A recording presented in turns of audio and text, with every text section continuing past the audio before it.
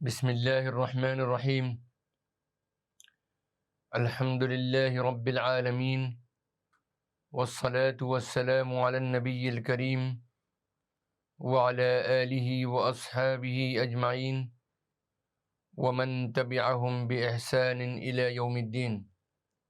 بزرگان محترم، برادران عزیز، سلسلے کے مخلصین اور ہماری قابل احترام مائیں، بہنیں اور عزیز بچیاں، یونیفارم سول کوڈ اور پرسنل لا کے موضوع پر ہمارے مختصر خطبات کا سلسلہ جاری ہے، اور یہ آج اس کی 13ویں قسط ہے۔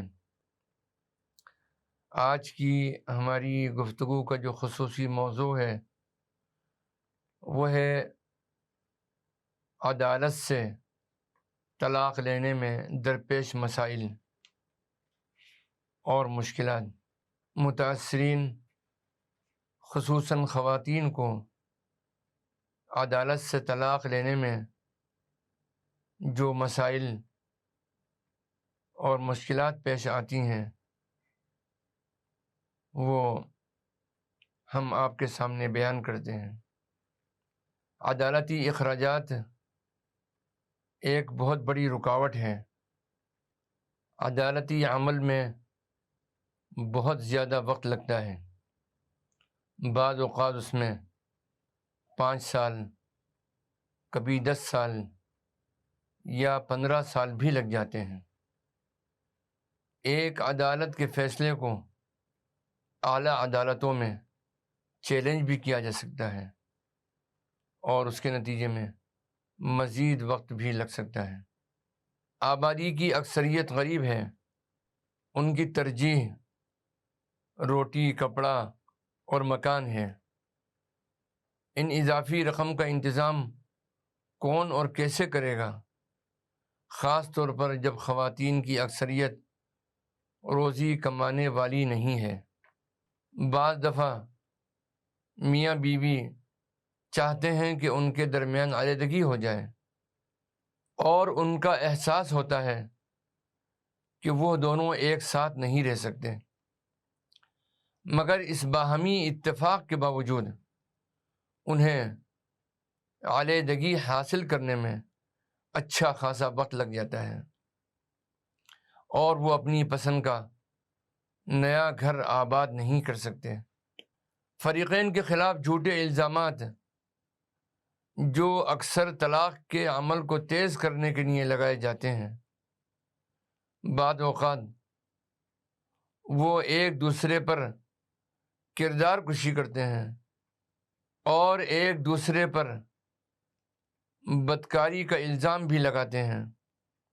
نقصان اس کا یہ ہے کہ عدالت کے ذریعے طلاق حاصل کرنے میں دوسرے فریق کی کمزوریوں کو واضح کرنا پڑتا ہے۔ بعض اخلاقی کمزوریاں ایسی ہیں کہ معاشرے میں مردوں کی نسبت سے ان کو کم ناگوار سمجھا جاتا ہے۔ اگر کسی مرد کے بارے میں کہا جائے کہ اس کا کردار اچھا نہیں ہے، وہ بدکار اور بدزبان ہے، تو آئندہ رشتے میں اس سے کچھ دشواری پیش آ سکتی ہے۔ لیکن اگر اس کے برخلاف مرد عدالت سے رجوع ہو اور وہ کہے کہ میری بیوی بد چلن ہے، تو اس کے لیے نیا گھر آباد کرنا دشوار ہو جاتا ہے۔ اس لیے اس بات کا اندیشہ ہے کہ اس سے خواتین کو فائدہ پہنچنے کے بجائے نقصان پہنچے گا۔ عدالت کے طویل عمل کے دوران بچوں کے اخراجات کون برداشت کرے گا؟ خاص طور پر ان کی تعلیم کے بارے میں کیا نظم ہوگا؟ اس کا نتیجہ یہ ہے کہ وہ عدالت کے ذریعے طلاق کے اس عمل میں اپنی زندگی کا بہترین حصہ ضائع کر دیتے ہیں۔ انہیں اپنی زندگی دوبارہ شروع کرنے کا موقع نہیں ملتا۔ اب طلاق کے اختیار کے بارے میں اسلام پر بہت سے الزامات لگائے جاتے ہیں۔ مسلمانوں پر یہ الزام لگایا جاتا ہے کہ اسلام میں طلاق کا اختیار یک طرفہ ہے، طلاق کا یہ اختیار صرف مرد کے پاس ہے اور وہی اس کا استعمال کر سکتا ہے، عورت کو نہیں ہے۔ یہ پھر ایک غلط سوچ اور بہت بڑی غلط فہمی ہے، بلکہ عورتوں کے لیے شوہر سے علیحدگی کے 3 راستے ہیں: تفویض طلاق، خلا اور عدالت کے ذریعے فسخ نکاح۔ تفویض طلاق کا مطلب یہ ہے کہ نکاح سے پہلے یا نکاح کے وقت یا نکاح کے بعد بیوی اپنے شوہر سے اس بات کا حق حاصل کر لے کہ وہ جب بھی چاہے گی اپنے اوپر طلاق واقع کر لے گی۔ ایسی صورت میں اس کو اپنے آپ پر طلاق واقع کرنے کا حق حاصل ہوتا ہے، خاص کر اگر شوہر کی طرف سے ظلم و زیادتی ہو اور بعد میں صلح کی صورت پیدا ہو جائے تو اس وقت تفویض طلاق عورت کے لیے مستقبل میں شوہر کے ظلم سے بچنے کا ایک مؤثر ذریعہ ہے۔ خلا یہ ہے کہ عورت اپنے شوہر کو طلاق دینے پر رضامند کر لے، خواہ مہر معاف کر کے یا کچھ دے کر۔ عام حالات میں خلا شوہر کی رضامندی سے ہی ہو سکتا ہے، لیکن اگر میاں بیوی کے درمیان شدید اختلاف ہو، بظاہر کوئی خاص سبب نہ ہو لیکن نفرت اس قدر بڑھ گئی ہو کہ وہ ایک دوسرے کے ساتھ پرسکون زندگی گزارنے سے قاصر ہوں، تو ایسی صورت میں امام مالک رحمۃ اللہ علیہ کے نزدیک قاضی کو یہ اختیار ہے کہ وہ شوہر کی رضامندی کے بغیر بھی خلا کر دے۔ اور ہندوستان میں عام طور پر دارالقضاء کا عمل اسی پر ہے۔ اگر شوہر ظلم و زیادتی کرتا ہو، بیوی کو جسمانی اور ذہنی تکلیف پہنچاتا ہو، اس کے مالی، صنفی یا اخلاقی حقوق ادا نہیں کرتا ہو، تو ان تمام صورتوں میں عورت کو عدالت کے ذریعے نکاح فسخ کرانے کا حق حاصل ہے، جس کی تفصیل کتب فقہ میں موجود ہے۔ اس لیے یہ نہیں سمجھنا چاہیے کہ اسلام نے مردوں کو تو طلاق کا اختیار دے دیا ہے لیکن عورت کے لیے کوئی راستہ نہیں رکھا ہے۔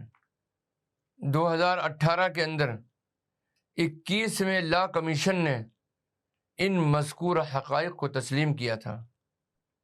پیرا 2.36 کے آخر میں لا کمیشن کا کہنا یہ ہے کہ اس بات کو دیکھتے ہوئے کہ ازدواجی مقدمے کو نتیجہ خیز ہونے میں برسوں لگ جاتے ہیں، اکثر اس کے نتیجے میں افراد اپنی زندگی کا کافی حصہ عدالتوں میں لڑتے ہوئے گزار دیتے ہیں، جبکہ اگر طلاق خوش اسلوبی سے ختم ہو جاتی ہے تو وہ اپنی زندگی کو دوسرا موقع دے سکتے ہیں۔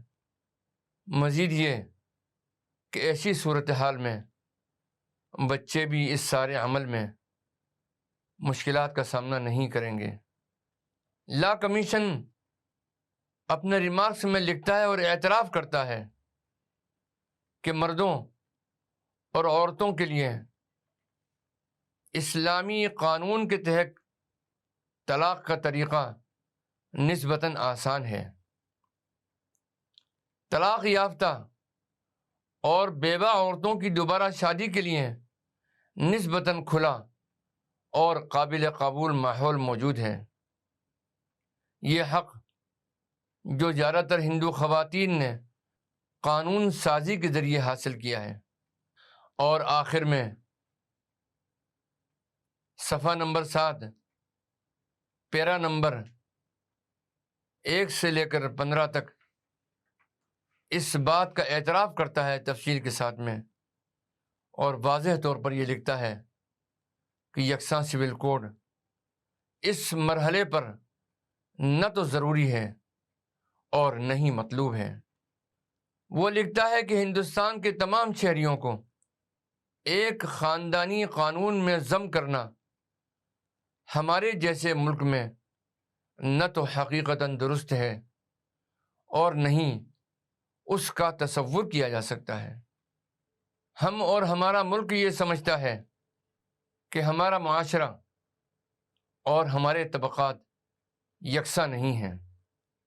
رسم و رواج اور ثقافت اور تہذیب میں فرق ہمارے ملک کی بنیاد میں ہے۔ UCC پر کوئی بھی کارروائی ہمارے معاشرے کے ہندوستانی سماجی تانے بانے کے لیے ایک غلط اقدام ہوگا۔ وآخر دعوانا ان الحمد للہ رب العالمین والصلاة والسلام علی النبی الکریم والسلام علیکم ورحمۃ اللہ وبرکاتہ۔